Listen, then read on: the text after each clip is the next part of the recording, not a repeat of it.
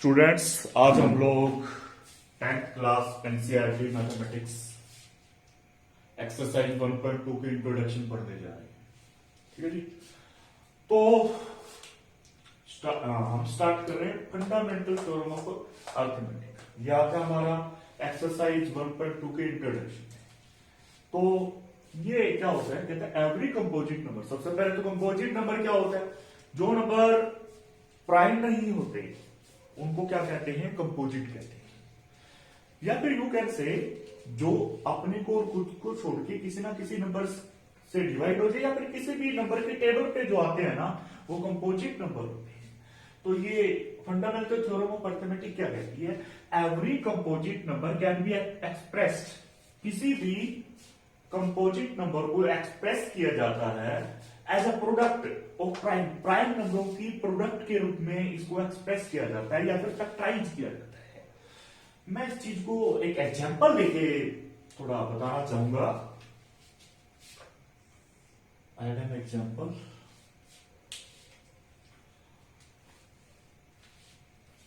To thirty. तो सबसे पहले 2 की टेबल में है 2 1 जा 2, 2 1 जा 2, 2 5 जा 10।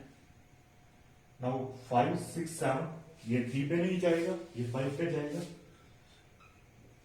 5 2 जा 10, 5 3 जा 15, 23 पे जाएगा, 23 बजे 23। अब ये 230 जो था कंपोजिट था। कंपोजिट क्यों था, ये 2 से भी डिवाइड हो रहा है, 5 से डिवाइड हो रहा है। तो अब 230 को हम लोगों ने क्या लिखा, ये हमने लिखा 2 × 5 × 23। मैं एक और एग्जांपल लेना चाहूंगा। 210। 210 को 2 से डिवाइड किया हम लोगों ने, 105। अब ये 3 पे जाएगा, 3 पे गया, ये 3 3 जा 9, 3 5 जा 15। नाउ ये 5 पे गया, 5 7 जा 35, 7 1 जा 7। तो 210 को क्या लिख सकते हैं, 210 को क्या लिख सकते हैं, 2 × 3 × 5 × 7। ये सारे के सारे क्या है, प्राइम नंबर्स है। मैंने आप लोगों को बताया था प्राइम नंबर्स क्या होती हैं। ये सारे के सारे क्या है, प्राइम नंबर है। ये थ्योरम क्या कहती है, फंडामेंटल थ्योरम ऑफ अर्थमेटिक क्या कहती है, किसी भी कंपोजिट नंबर को प्राइम नंबर्स की प्रोडक्ट के रूप में लिखा जाता है। किसी भी कंपोजिट नंबर को प्राइम नंबर्स की प्रोडक्ट में लिखा जाता है। आगे कहता है and the factorisation is unique. ये फैक्टराइजेशन यूनिक होगी। 210 के जो फैक्टर्स होंगे ना, प्राइम फैक्टर्स होंगे, वो 2 3 5 एंड 7 ही होंगे। इसके अलावा कोई नहीं होगा। Apart from the order in which the prime factor ओकर। कहता है ऑर्डर से कोई फर्क नहीं पड़ता। ऑर्डर, कोई स्टूडेंट आएगा वो लिखेगा इसको 3 × 2 × 5 × 7। कोई स्टूडेंट आएगा उसको लिखेगा 2 × 3 × 7 × 5। और कोई यूं लिखेगा 7 × 5 × 2 × 3। ऑर्डर से, ऑर्डर मतलब आगे पीछे लिखना, मतलब अरेंजमेंट। इनकी अरेंजमेंट से कोई फर्क नहीं पड़ेगा। और कंपोजिट नंबर जो होगा वो एक्सप्रेस किया जाएगा प्राइम की प्रोडक्ट के रूप में। उसके बाद है ना, हमने एक स्टैंडर्ड फैक्टर करने का स्टैंडर्ड तरीका ढूंढ निकाला। भी जो फैक्टर्स होंगे, देखिए अभी तक मैं बोल रहा था apart from the order, order कुछ भी हो सकता है, तो गलत नहीं है कि कैसे भी लिखो, लेकिन एक स्टैंडर्ड तरीका बना दिया गया। स्टैंडर्ड तरीके के हिसाब से हम लोगों ने ना इसको बढ़ते क्रम में लिखना शुरू कर दिया। तो कैसे लिखेंगे, ये सिर्फ इसी हिसाब से लिखा जा सकता है। पहले 2, फिर 3, फिर 5 और फिर 7। अब जो भी स्टूडेंट इस प्राइम फैक्टराइजेशन को करेगा वो इसी उसका सेम आंसर आएगा, क्योंकि हमने इसको स्टैंडर्ड फॉर्म में लिखना शुरू कर दिया। मैं नहीं ऐसा नहीं कहता ये गलत है, ये भी सही है, लेकिन स्टैंडर्ड ये है, पहले 2 पे, फिर 3 पे, फिर 5 पे एंड 7 पे। अब एक और बात, एक स्टूडेंट ने मेरे से पूछा अगर 210 की जगह 420 आए तो क्या। अब 420 की भी फैक्टराइजेशन देख लेते हैं। ठीक है जी। 2 पे क्या 210 है, दोबारा 2 पे क्या 105 है, 3 पे क्या 35 है, 5 पे क्या 7 है, 7 पे क्या 1 है। तो 420 को क्या लिखोगे, 2 × 2 × 3 × 5 × 7। अब 2 मल्टीप्लाई 2, अब मैंने बोला आपको बढ़ते क्रम में लिखना है, आप सोचोगे सर ये तो बड़ा ही नहीं, सेम रह गया। तो इस केस में 2 मल्टीप्लाई 2, इसको ना आपने 2 रेज़ टू पावर 2 लिख दिया, ठीक है। इसको आपने क्या लिख दिया, 2 रेज़ टू पावर 2 लिख दिया। आप देखो बढ़ते क्रम। तो ये क्या था, ये था फंडामेंटल थ्योरम ऑफ अरिथमेटिक। वो क्या कहते हैं, किसी भी कंपोजिट नंबर को प्राइम फैक्टर्स की प्रोडक्ट में एक्सप्रेस किया जाता है। प्राइम फैक्टर्स का ऑर्डर चाहे क्या कुछ भी हो, लेकिन हमने स्टैंडर्ड क्या बताया, बढ़ते क्रम में, in ascending order. I think आप लोग इस बात को समझ गए होंगे। अब हम नेक्स्ट क्वेश्चन की तरफ बढ़ते हैं। अब हम आगे जैसे बढ़ते हैं तो हमारे सामने दो क्वेश्चन आते हैं। Check whether 4 raise to power n can end with the digit 0 and check whether 6 raised to power n can end with the digit 0। तो 4 की n की बात कर रहे थे, 4 raised to power n की कोई भी वैल्यू लो और आपका जो आंसर हो वो किस पे समाप्त होना चाहिए, 0 पे समाप्त होना चाहिए। सेम हियर 6 की n की कुछ भी वैल्यू लो और आपका आंसर कहीं भी कैसे भी करके, चाहे वो 2 डिजिट का है, 3 डिजिट का है, 4 डिजिट का है, किस पे समाप्त होना चाहिए, 0 पे समाप्त होना चाहिए। लेकिन मैं आप लोगों को बता देता हूं, कोई भी नंबर हो, 2350 हो, 250 हो, 450, 70 हो, वो जब आप उसके जब प्राइम फैक्टर करेंगे ना, तो प्राइम फैक्टर्स के अंदर है ना, प्राइम फैक्टर्स के अंदर दो चीजें आना जरूरी है। एक तो प्राइम फैक्टर 2 आना जरूरी है और एक क्या आना जरूरी है, 5। 2 और 5 के अलावा कुछ भी आ जाए, 7 आ जाए, 8 आ जाए, कुछ भी आ जाए। क्यों? क्योंकि 2 और 5 को जब हम मल्टीप्लाई करेंगे तो क्या आ जाएगा, 10। 10 का कोई भी पावर, 10 की एनी पावर जो होती है वो 0 पे एंड करती है। मतलब किसी भी प्राइम फैक्टराइजेशन में 2 और 5 आ जाए, मतलब 10 आ गया, 10 आ गया तो कोई भी पावर उसकी ले लेंगे तो वो किस पे समाप्त करेगी, 0 पे। यानी कोई भी एक्सपेंशन 0 पे कब समाप्त होगी, जब उसके अंदर दो प्राइम फैक्टर होंगे, एक होगा 2, एक होगा 5। तो हम क्या लिखेंगे, write as our answer is 4 raised to power n, that is 2 multiply 2 raised to the power n cannot end with the digit 0, cannot end with the digit 0 because it does not has 5 as a prime factor। हमें सरियाम दिख रहा है, 2 तो है हमारा factor लेकिन 5 नहीं है। मैंने बोला कोई भी एक्सपेंशन 0 पे समाप्त कब होगी, जब उसका फैक्टर 2 भी होगा और फैक्टर 5 भी होगा। यहां पे 2 तो फैक्टर है लेकिन 5 फैक्टर नहीं है, तो ये कभी भी एंड नहीं होगी, किस पे, 0 पे एंड नहीं होगी। Same here 6 raise to power n को क्या लिखेंगे, 2 multiply 3 raise to power n, it does not end at 0, it does not end at 0 because it does not has 5 as a prime factor, 5 as a prime factor। I think आपको ये बात clear हो गई। कोई भी expansion या फिर कोई भी चीज, यानी किसी की भी पावर मतलब इंडेक्स हम कुछ भी लें और वो 0 पे तभी समाप्त होगी जब अंदर वाले के फैक्टर में एक तो 2 होगा और एक 5, दोनों होने चाहिए। अकेला 5 हो तो भी नहीं बात बनेगी, अकेला 2 हो तो भी नहीं बात बनेगी, दोनों होने चाहिए। तो मैं यहाँ 5 क्यों मेंशन कर रहा हूं, क्योंकि दोनों ही केसेस में हमारी जो 2 है वो है लेकिन 5 नहीं है, इसलिए दोनों के दोनों एक्सपेंशन 0 पे समाप्त है नहीं। आगे बढ़ते हैं।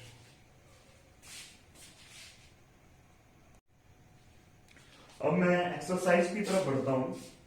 तो एक्सरसाइज के पहले कुछ क्वेश्चंस के अंदर प्राइम फैक्टराइजेशन बतानी है। अब ये तो आप लोग कर ही लोगे,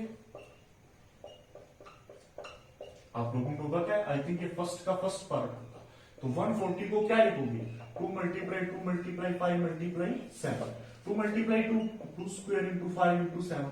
आई थिंक ये सारे पार्ट्स आप ऐसे कर लोगे। हम लोगों ने किसी भी कंपोजिट नंबर को प्राइम फैक्टर्स में कन्वर्ट करना है। आप लोग ये देख रहे होगे ये 2 कैसे आ रहा है। 2 एक प्राइम नंबर होता है, 2 एक ऐसा एकमात्र नंबर है दुनिया का जो इवन भी है और प्राइम भी है। कंफ्यूज नहीं होना, 2 प्राइम होता है, इवन नहीं होता।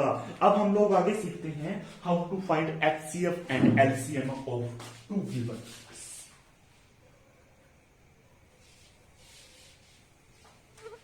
ठीक है, अब मैं 2 नंबर से ले लेता हूं। My first number is, second के फर्स्ट पार्ट में my first number is 26, second number is 91। मैं आपको बताता हूं how to find the HCF and LCM by using prime factorisation. सबसे पहले मैं 26 के प्राइम फैक्टर करता हूं।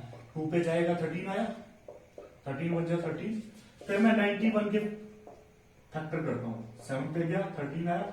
आई थिंक आप सबको ये सब करना आता है। तो 26 को क्या लिखोगे, 2 मल्टीप्लाई 13। 91 को क्या लिखोगे, 7 मल्टीप्लाई 13। ठीक है, सबसे पहले एचसीएफ क्या होता है, फिर मैं बताऊंगा एलसीएम क्या होता है।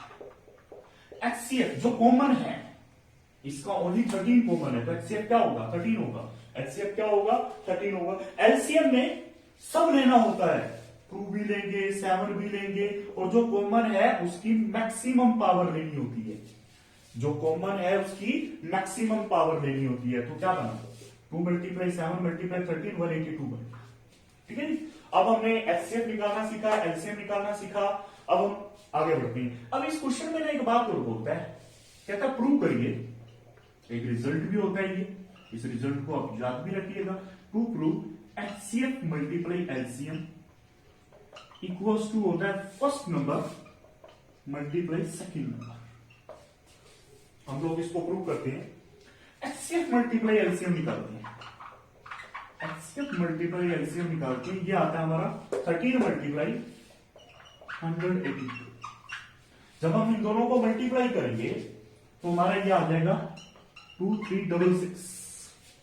इसी तरह हम first number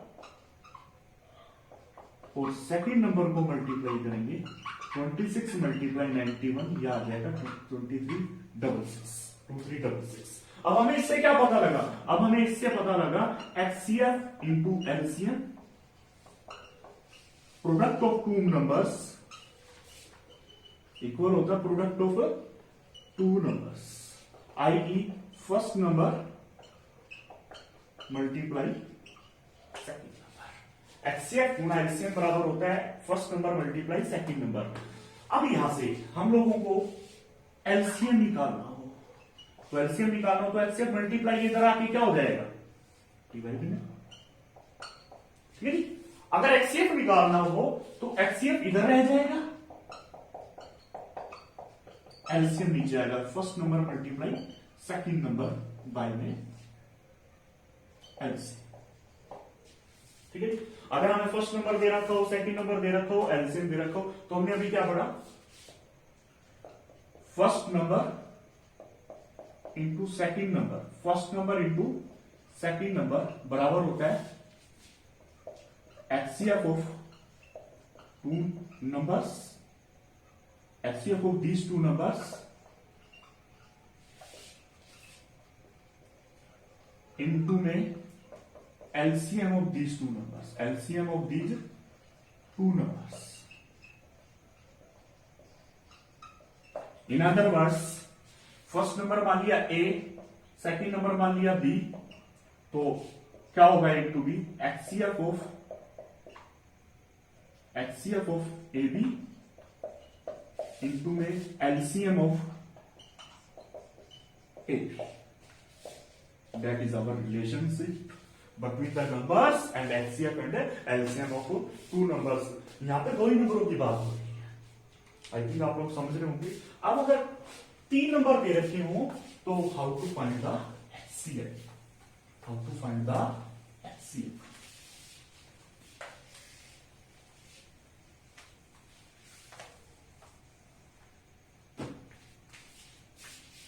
I think in third first part, here is two numbers 12, 15 and 21. 2 पे जा रहा है, 3 पे जा रहा है, 3 पे 5 पे 5 पे 3 पे 7 पे 7 पे। ठीक, अब 12 को क्या लिखेंगे? 12 को लिखेंगे 2 मल्टीप्लाई 2 मल्टीप्लाई 3, 15 को लिखेंगे 3 मल्टीप्लाई 5, 21 को लिखेंगे 3 multiply 7।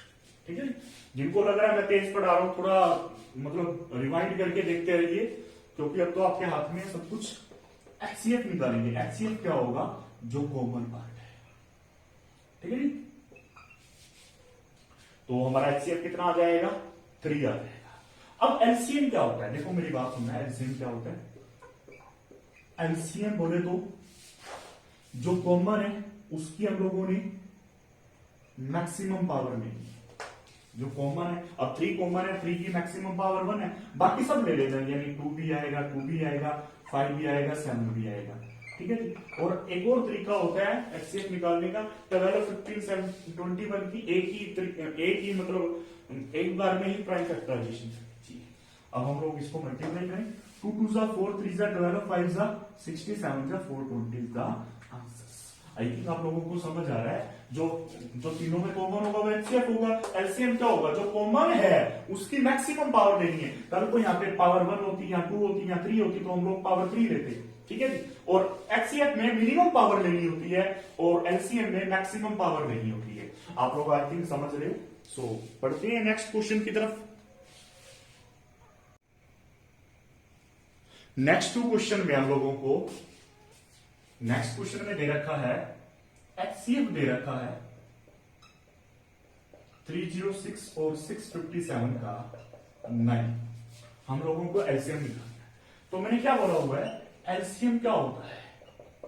First number multiply second number divide by HCF.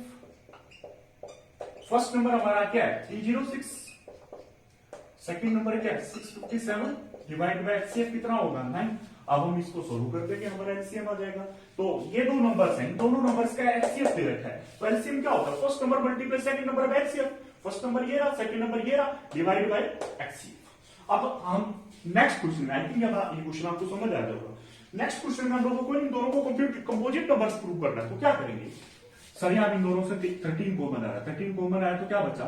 7 multiply 11 plus 1, और यहां से 5 कॉमन आ रहा है। देखो ये एक टर्म है, ये दूसरी टर्म है। मैंने आप लोगों को कभी बताया होगा 9th क्लास में, या फिर किसी और से पढ़े हो तो बताया होगा, जब आपस में बहुत सारी टर्म्स मल्टीप्लाई होती है ना, वो एक ही टर्म होती है। तो ये एक टर्म है, ये एक टर्म है, ये एक टर्म है, ये एक टर्म है। तो इन दोनों से 13 कॉमन आ रहा है। यहाँ से 13 कॉमन है तो 7 मल्टीप्लाई 11 बच गया, प्लस 1 बच गया। यहाँ से 5 कॉमन आया तो क्या बचा? 7 multiply 6 multiply 4 multiply 3 multiply 2 multiply 1 plus 1।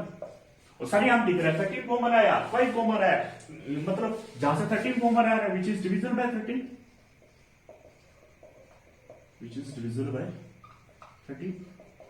5 common आ रहा है, विच इज डिविजिबल बाय 5।